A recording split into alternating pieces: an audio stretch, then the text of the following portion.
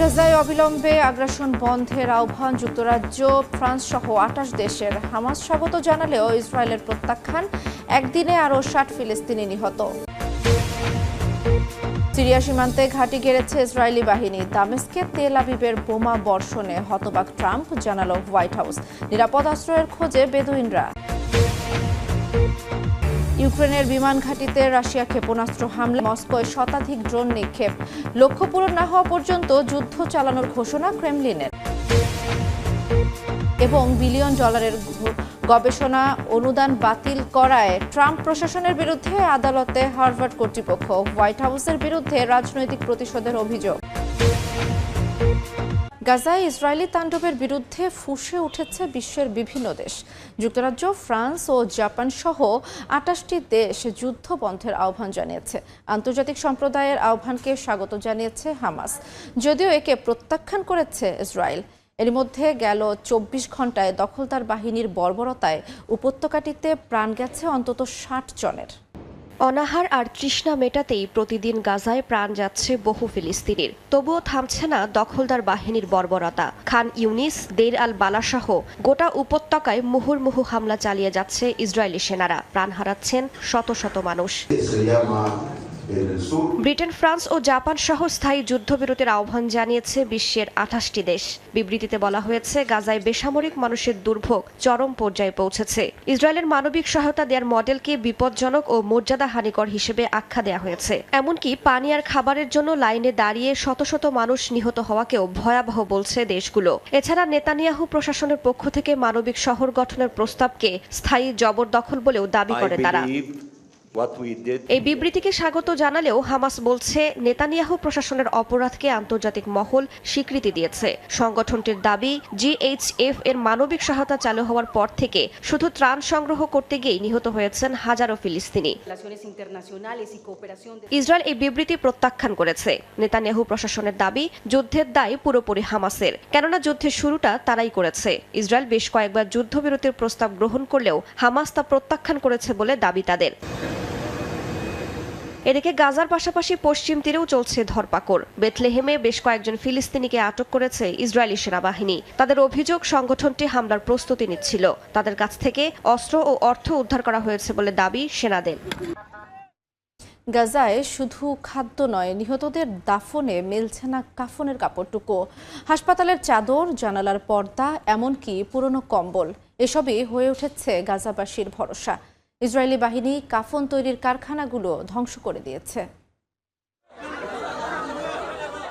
সাদা রং শান্তি আর পবিত্রতার প্রতীক হলেও এই রং গাজাবাসীর জন্য যেন আতঙ্কের। গাজার অলিগলি এখন মরদেহবাহী সাদা ব্যাগের ছায়ায় ঢাকা। প্রতিদিনই ইসরায়েলি বর্বরতায় প্রিয়জনদের সাদা কাফনে মুড়িয়ে বিদায় জানাতে হয় ফিলিস্তিনিদের। সাদা ব্যাগ এখন আতঙ্কের প্রতীক হয়ে গেছে। ৫০, ৭০, ১০০ শহীদের ভিড়ে আজ সাদা রংটাই অপয়া মনে হয়। আমার নিজের সাদা জালাবিয়া পড়তেও ভয় লাগে।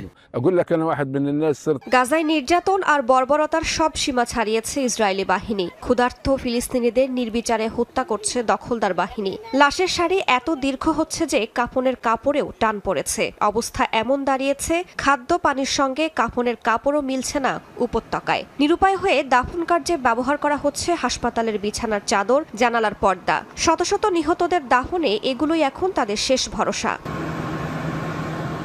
গাজার মৃতদেহ ধোয়া আর কাফনে মুড়ে দেওয়ার কাজ করেন কিরাতান দাতব্য সংস্থার স্বেচ্ছাসেবক আব্দুল করিম আবু জাসের। অনেকদিন আগেই কাফনের কাপড় ফুরিয়ে গেছে বলে তিনি জানান।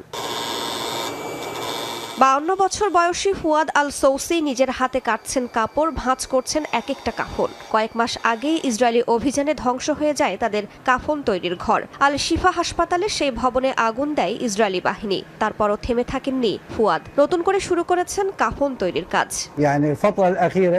অনেক সময় হাসপাতালের বিছানার চাদর, জানালার পর্দা কিংবা কম্বল দিয়েই কাফন করেছি। যেভাবেই আসে সেভাবেই ঢেকে দিয়েছি শহীদদের।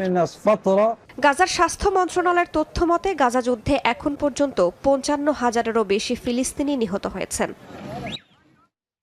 গাজায় পানির অভাব এখনো বেঁচে থাকার সংগ্রামের নতুন নাম।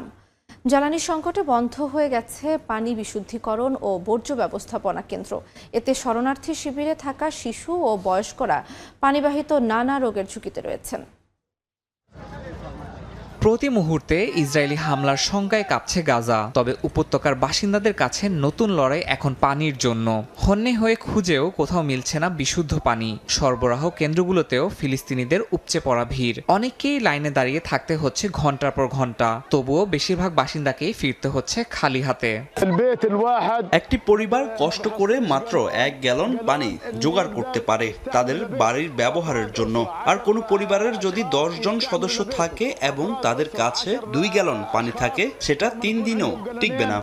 24 ঘন্টায় 92 ত্রাণ প্রত্যাশী সহ 115 ফিলিস্তিনিকে হত্যা করেছে বর্বর ইসরায়েলি বাহিনী। নিজের জন্য নয়, সন্তানের জন্য একটু আটা চেয়ে আকুতি জানাচ্ছে ফিলিস্তিনিরা। গাজাবাসী খাবার না পেলেও খাদ্য খেয়ে বিষক্রিয়ায় আক্রান্ত হয়েছেন ইসরায়েলের প্রধানমন্ত্রী বেনিয়ামিন নেতানিয়াহু। তার পানি শূন্যতা ও অন্ত্রে প্রদাহ ধরা পড়েছে। বর্তমানে কিছুটা সুস্থ হয়ে উঠলেও আগামী 3 দিন তাকে বাড়ি থেকে কাজ করতে হবে। শহীদ আরাফাতের ডেস্ক রিপোর্ট। নিজেকে অনেক বেশি অসহায় মনে হচ্ছে। সন্তানের জন্য একটু খাবারের ব্যবস্থা করতে পারি নাই। আমরা তো মাছ মাংস কিছুই চাই না, সামান্য আটা দেয়া হোক আমাদের। নিজের জন্য না, আমার সন্তানের মুখের দিকে তাকিয়ে একটু খাবার দেন কেউ, শুধু সন্তানের ভাগটুকু দেন। ক্ষুধার যন্ত্রণা থেকে রক্ষা করুন। ফিলিস্তিনি এমন শত শত মা আজ নিজের জন্য না, শুধু সন্তানকে বাঁচাতে তাদের মুখে একটু খাবার তুলে দিতে গাজার বিভিন্ন ত্রাণ কেন্দ্রে ঘুরে বেড়াচ্ছেন। মায়ের আকুতি নিজের ভাগেরটুকু না হোক, অন্তত সন্তানের ভাগের খাবারটুকু দেয়া হোক। ফিলিস্তিনিরা বলছেন খাবারের অভাবে তারা মৃত্যুর মুখোমুখি। খাওয়ার জন্য একটু পানিও আর অবশিষ্ট নেই। ত্রাণ কেন্দ্রে ঘুরে খালি হাতেই ফিরে যাচ্ছেন অনেকে। খাবারের অভাবে যখন ফিলিস্তিনিরা দুর্বিষহ দিন পার করছে, তখন ইসরায়েলি বাহিনী ত্রাণের জন্য অপেক্ষমান এই ফিলিস্তিনিদের ওপর নির্বিচারে গুলি চালাচ্ছে। এ যেন মরার ওপর খাড়ার ঘা। প্রতিদিন হত্যা করা হচ্ছে শত শত ফিলিস্তিনিকে। 24 ঘন্টায় শতাধিক ত্রাণ প্রত্যাশী ফিলিস্তিনিকে হত্যা করেছে নেতানিয়াহু বাহিনী। এর মধ্যে শুধু জিকিমে 79 ত্রাণ প্রত্যাশী ফিলিস্তিনিকে হত্যা করেছে ইসরায়েলি বাহিনী। জাতিসংঘের ত্রাণ বিতরণ কেন্দ্রটিতে সবচেয়ে বেশি ত্রাণ প্রত্যাশীর ভিড় ছিল, কিন্তু ত্রাণ নিয়ে বাড়ি ফেরা হয়নি বেশিরভাগ ফিলিস্তিনির। আমরা ক্ষুধায় মরে যাচ্ছি, খাবার কি একটু পানিও তো ভাগে পাইনি। আমরা সমুদ্রের পানি খেয়ে বেঁচে আছি। এখানে এই ত্রাণ কেন্দ্রে 3টার দিকে এসেছি আমরা কয়েকজন মাত্র, তবুও তারা বলছে সবাই খাবার পাবে না। বলুন তো এখন আমরা কোথায় যাব? এভাবে আর কতদিন বেঁচে থাকবো?